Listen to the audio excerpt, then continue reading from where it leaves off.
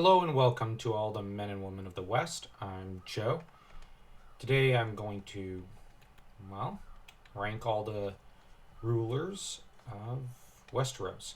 Now, before we start, my way of ranking will be based on what they accomplished in their reign, how peaceful it was, and how content the subjects were, as well as how well they prepared their successor, and other such details. That said, I'm also going to rank powers behind the throne as though they were actual monarchs, because they're monarchs in all but name. So that's pretty much everything. The only one I won't do that with is Jon Arryn, and well, I'd rank him an F. So here we go.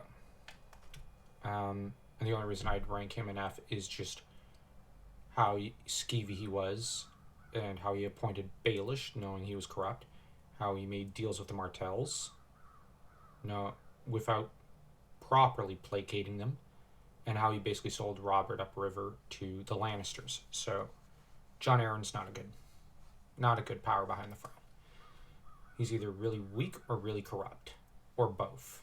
So, but I'd like to make a video about more about him in greater detail at a later date. So, without further ado, let's start. So I'm going to need to track down Aegon, and I'm going to have to rank Aegon. Now, he conquered Westeros, so that's a major plus, I guess, although I don't like how he kind of did it. But then he ended up wasting his treasury and a lot of resources on just his endless wars in Dorne. He left a succession crisis a little upon his death between his eldest son and Maegor. But on the other hand, that was kind of Visenya angling that. So Aegon, one does have to rank him pretty well because he did accomplish a lot. He did bring peace after his initial violence.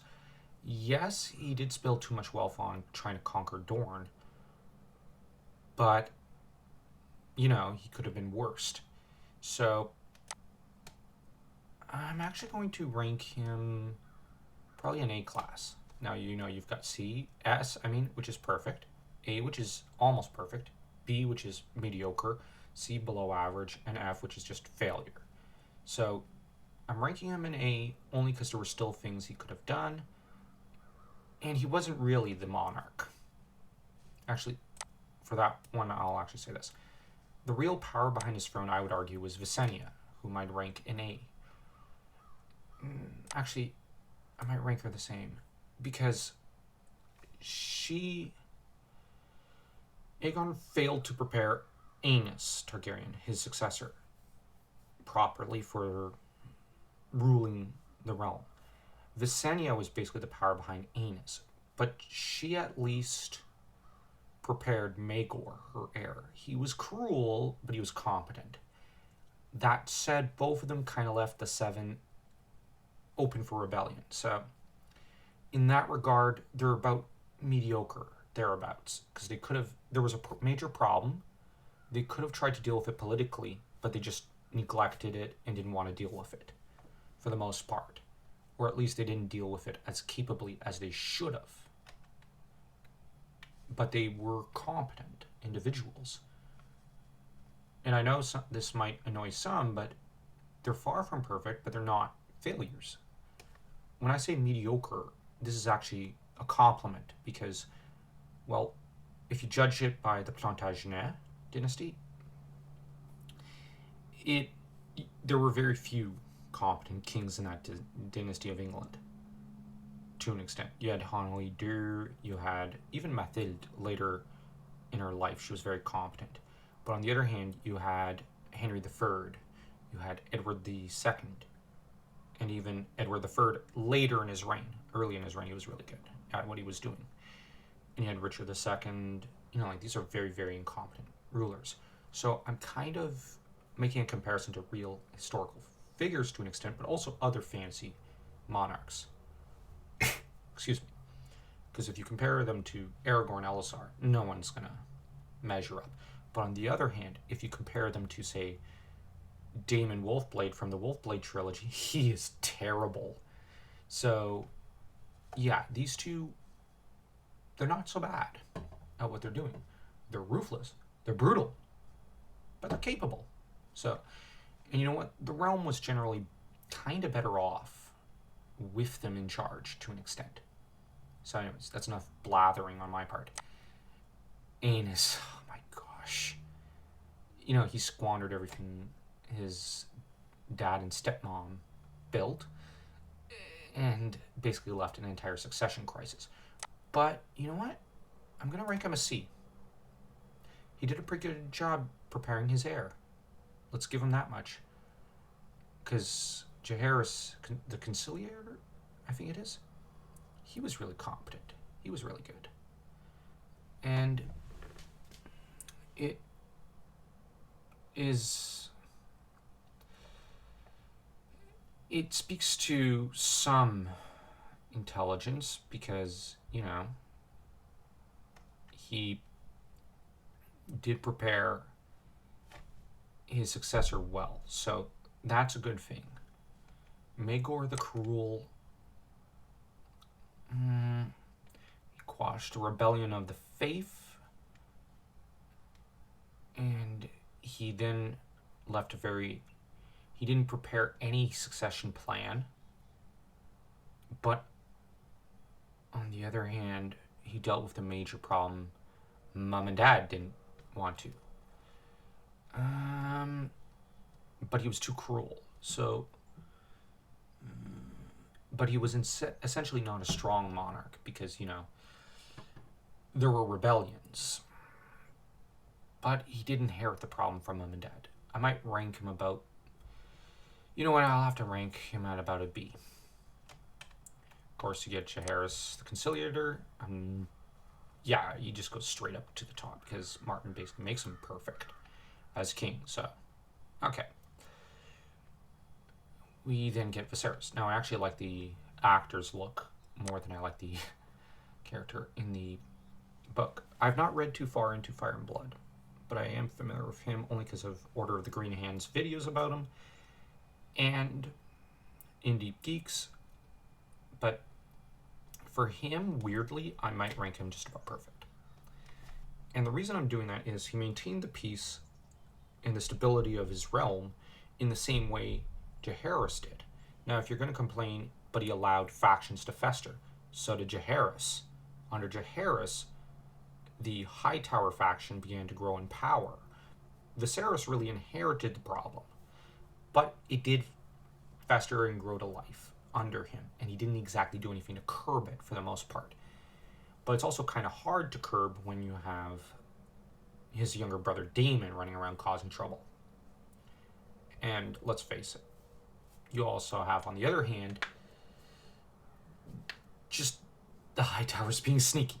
So, but overall, he did a good job preparing his successor, or at least as best he could under the circumstances.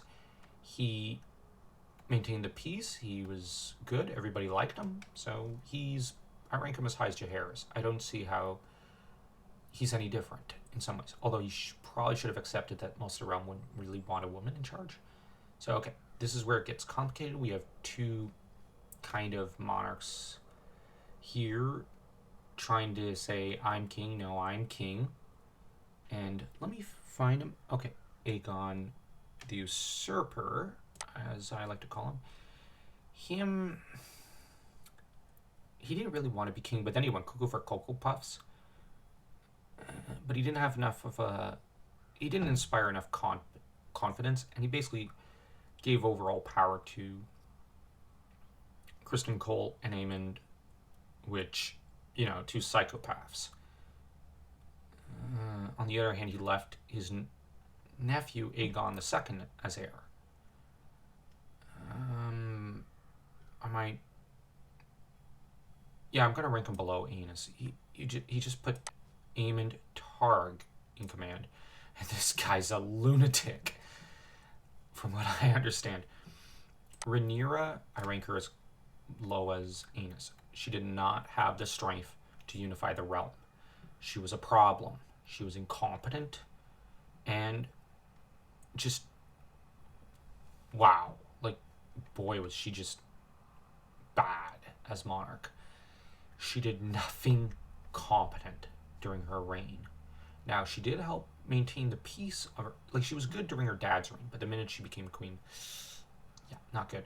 And the power behind her throne was her uncle Daemon, whom he does not exactly inspire confidence either, but he's a step up from Aemond. And I know there's a lot of Daemon Targaryen fanboys, but do you really want someone like that on the throne? Like, he would have been a disaster. And he was a disaster because he was basically, for a time, the power behind Rhaenyra, who was an equal part disaster.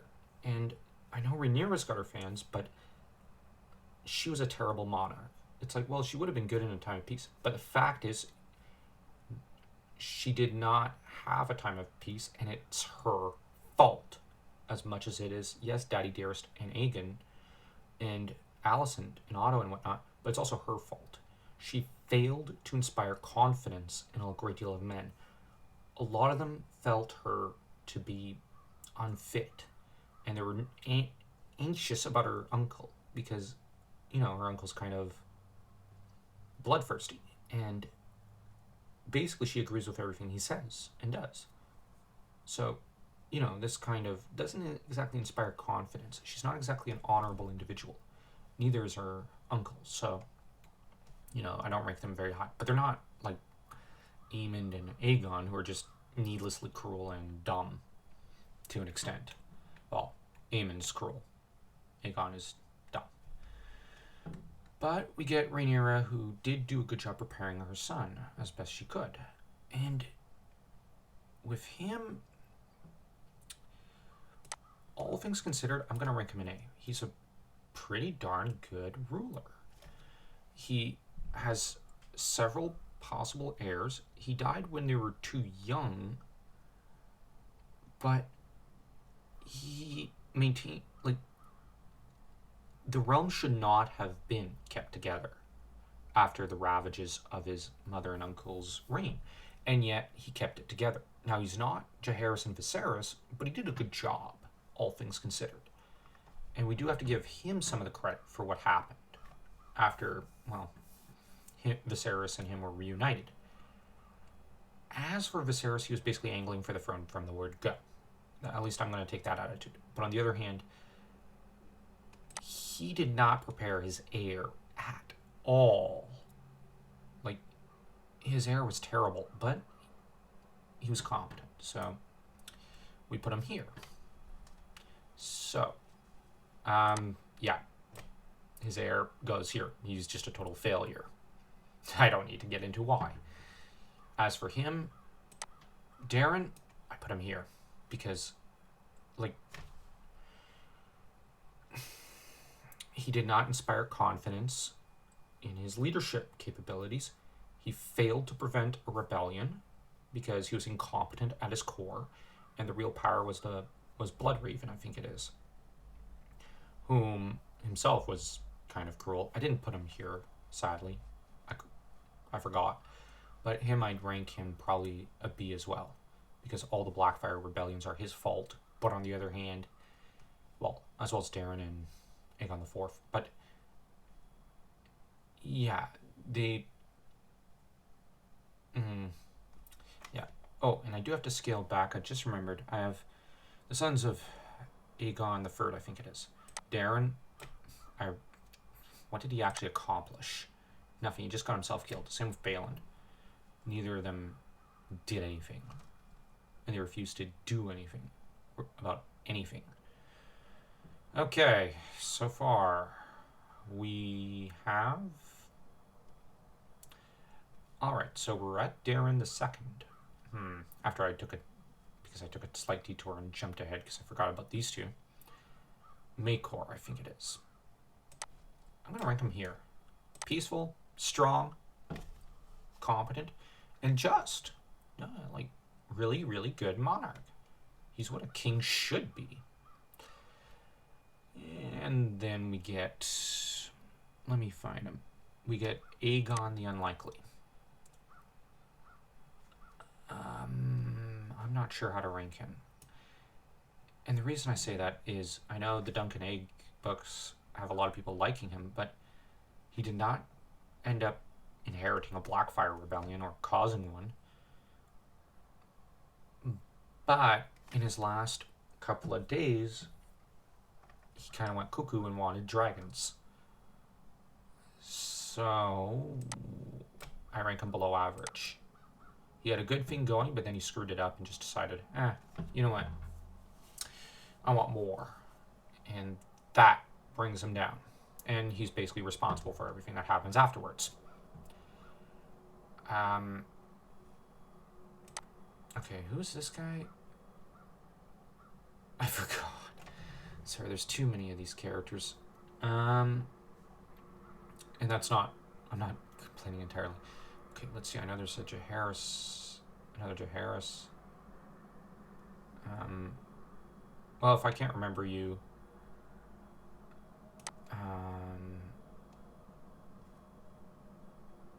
I'll just put him here, just for the heck of it.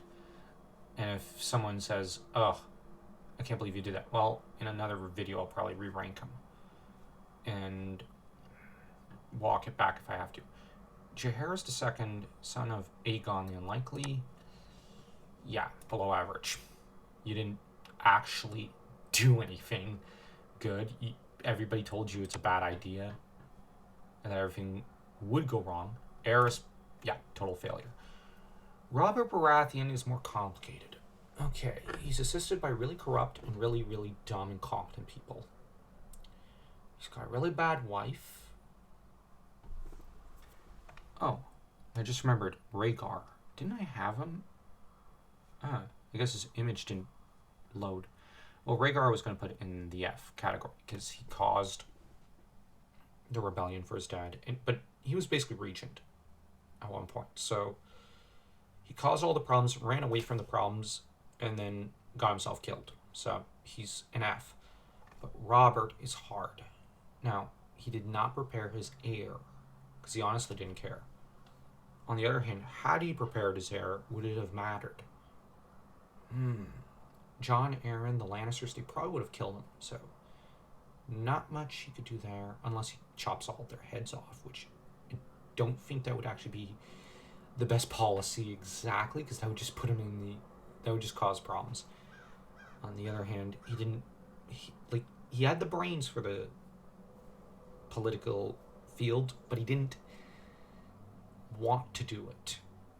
So, on the other hand, by sheer force of will, he brought the realm together and made everybody want to follow him. Except for the Greyjoys, and who cares about them? Let's see. The Tyrells didn't like him, but they came to like him, just by sheer force of will. Tywin Lannister was scared of him and wasn't causing too much trouble, and avoided angering him, because he's at his core a coward. I'm just saying, he is. You have Ned Stark, just keeping the North in line, which is a job in of itself. You have the Tully guy, I forget his name. The dad of, I think, Catelyn or Caitlyn, Eddard Stark's wife. Sorry I can't remember most of these names. I'm half asleep, and I honestly don't remember most of the characters in this franchise.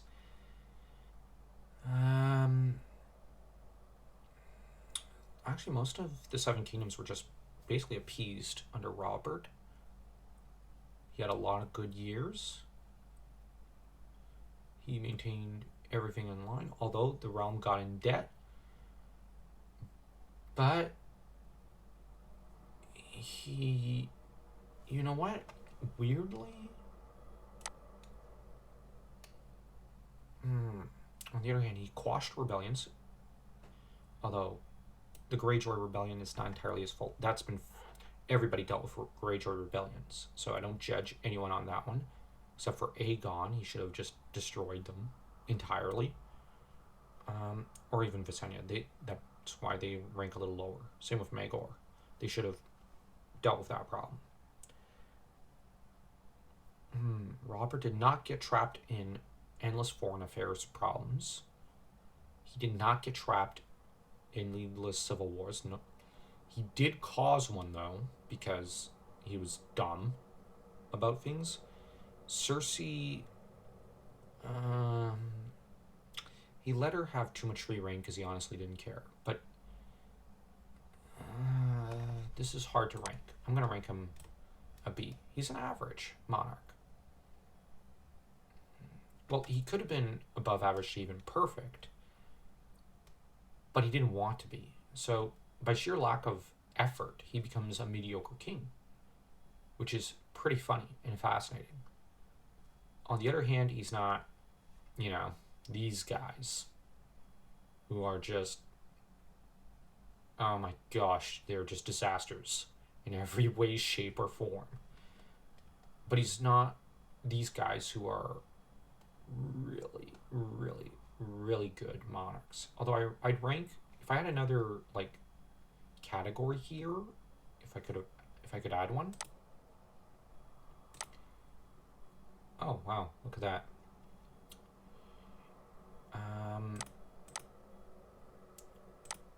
Oh whoops, sorry, fiddling around.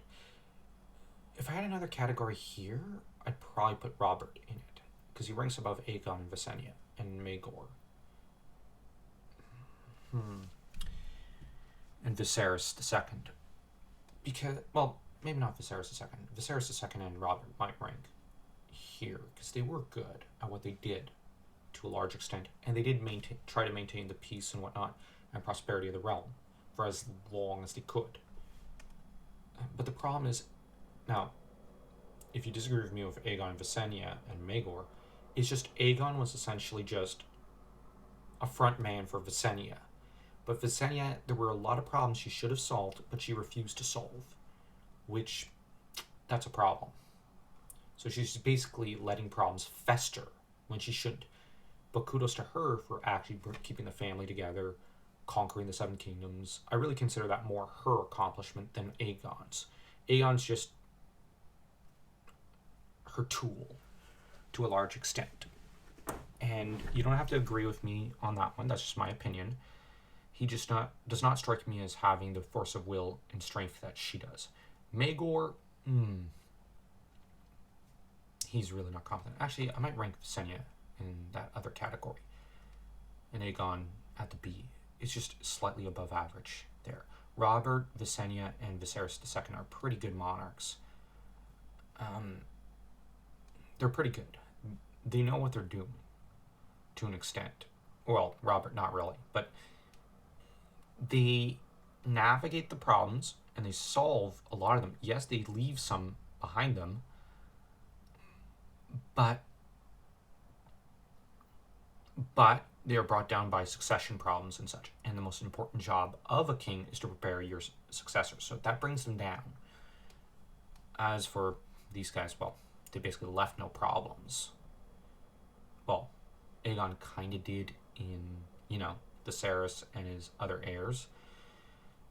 Maegor left the problem that was Aegon. Oh gosh. Egg was terrible because, he had a good thing going, then he just decided to just burn it to the ground. So that's not good. That's not good at all. And, well, yeah. So the Game of Thrones universe does not have a lot of competent rulers at the helm of Westeros. So, yeah. Anyways, tell me what you think of this ranking in the comment section. I'd like to see what how other people might rank it, how they might judge how I rank things, because I kind of valued the economic growth of the kingdom, the stability of the realm, and generally the lack of problems or the solving of problems as best one can, and the avoidance of war where necessary, as war is really a disaster for nations most of the time. Not all the time, but most of the time. Because especially if it's an internal war, then that's a major disaster. That's a calamity. So If you enjoyed this video, don't forget to smash that like and that subscribe button as though you were a dragon breathing fire on it.